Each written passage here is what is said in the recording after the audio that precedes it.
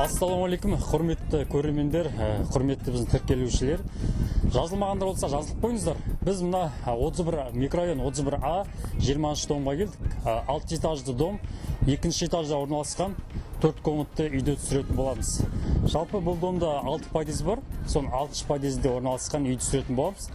Жалпы бұл 31Б мен 31А-ның ортасында бөлінген жолдың бойында тұр. Дана супермаркеті бар, және мақта қаншақары бар, дүкен, магазин, немесе мектеп бәрі жақын, жалпы әр микрорайон арасында барған. Сол ендеше 6 этажды дом ғой, 2 этажда орналасқан 4 комнатты үйде түсірейік. Кеттік ал.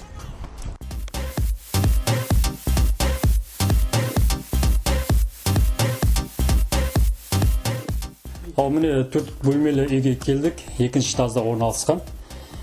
Өздеріңіз көріп отқандай, мына сыртқы есігі өте сапалы есіктен салынған көрініп тұр, былай қатты қалың есік.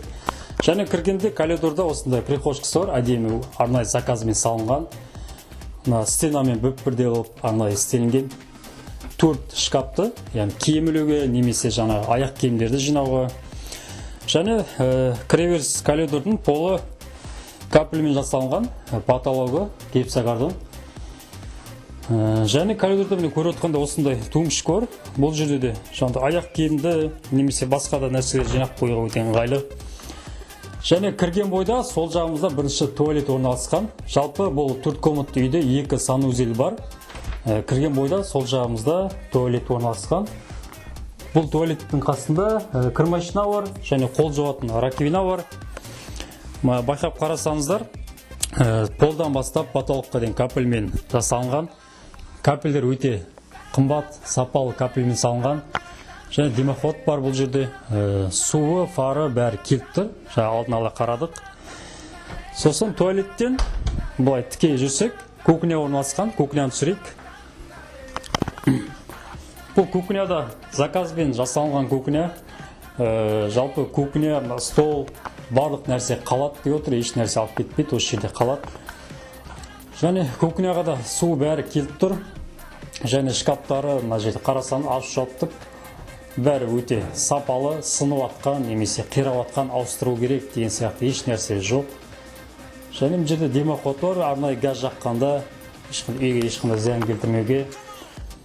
Және потологы гипсокартонмен жасалынған, өздеріңіз көріп отқандай өте әдемі. Және жарды қарайық. Жар дейтін арнайы бір материалмен жасалынған, бір моющий материал десек болады. Бетін сүртіп алуға немесе жуып алуға да ыңғайлы, дақ түскенде.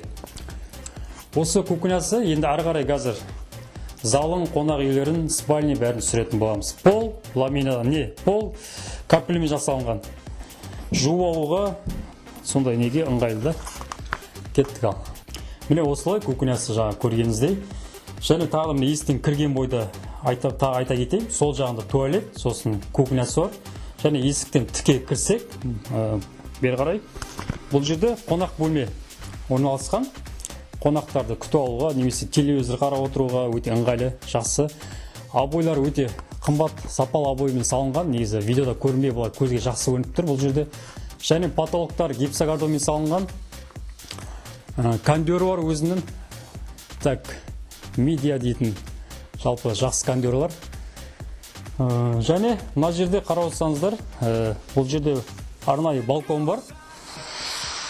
Өздеріңіз көріп отқандай пластикпен терезесі есігі салынған, пластикпен ар жақта және кір жаюға немесе жеке бір жүкті басқа да нәрселер жинап қоюға өте ыңғайлы. Сосын мына жерде көріп отқандай осы шкаф, тумшкі осылар қалдырып кетеді. Мына жерде розетка, кабель бәрі келіп тұр, телевизор орнатуға өте ыңғайлы. Сосын мына диван қалады. Жалпы үйдің иесі өзі айтып отыр, осы диванды қалдырып кетеміз дейді. Бұл жерде пол ламинат, теплый пол. Және мына диван қарап отырсаңыздар, бұл диванды жалпы алып кетеді. Егер алам деген адам болса, ақшасын төлеп алып қалуға болады. Жалпы бұл диваннан басқасын бәрі қалай деп тұрға бұл жерде жоғамен.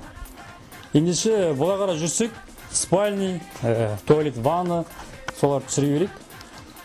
Бұл жерде енді осылай қонақ бөлмеден тіке жүре берісте, оң жағымызда, яғни сол жағымызда спальня орналасқан. бұл спальныйды бұл жерде де жаңа балконы бар, пластик тереземен жасалынған. Төбесі гипсокартонмен салынған, обойлары моющий обой, яғни кез келген тақ басқа да нәрселер түскен кезде жуып алуға болады.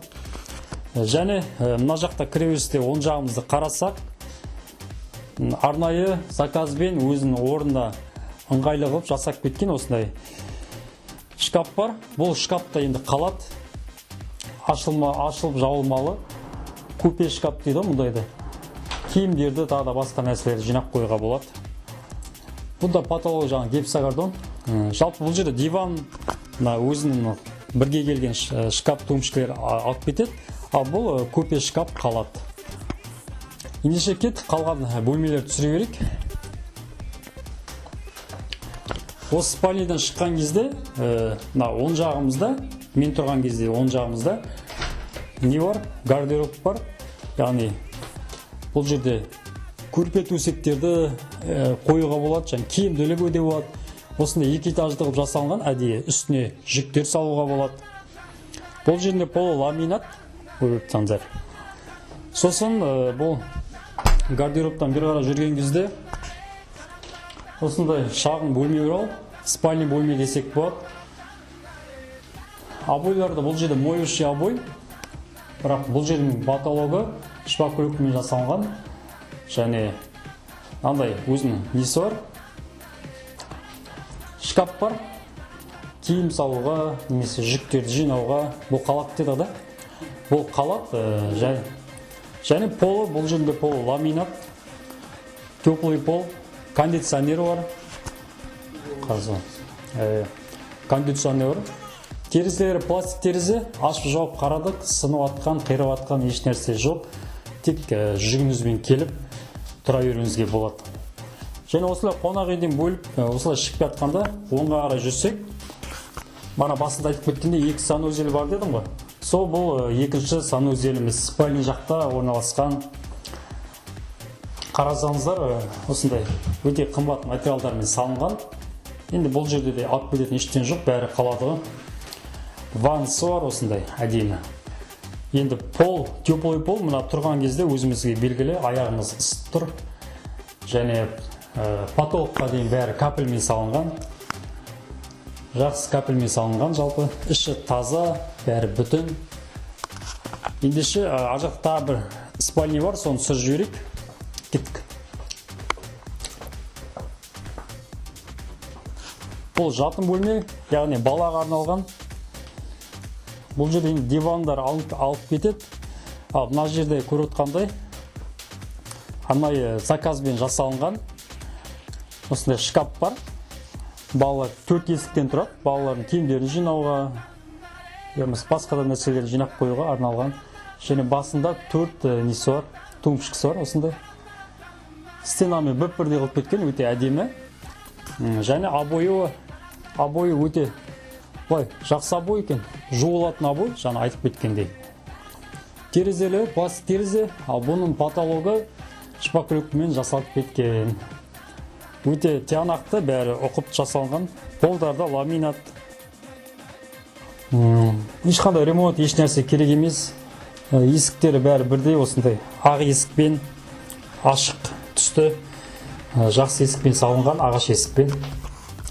Ендеше кеттік, коридорды бір түсіріп, сөзімді аяқтаймын. Міне, көргендеріңізде 4 бөлме үй осы. Жалпы бұл үй 2 комнат пен 2 комнат қосылған. Евро ремонт жасалынған, өздеріңіз көріп отқандай. 2015-те салынған үй, және общий квадрат метрі 108 квадрат метр.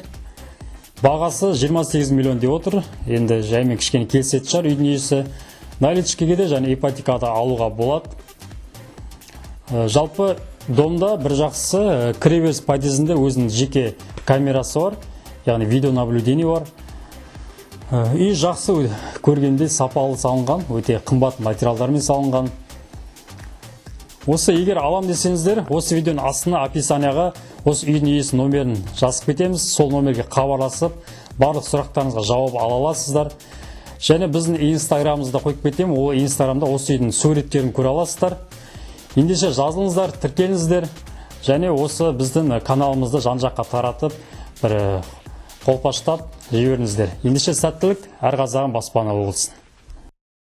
Ақтау, арман қалам, көкке алып ұшқан Ақтау, жаралғансың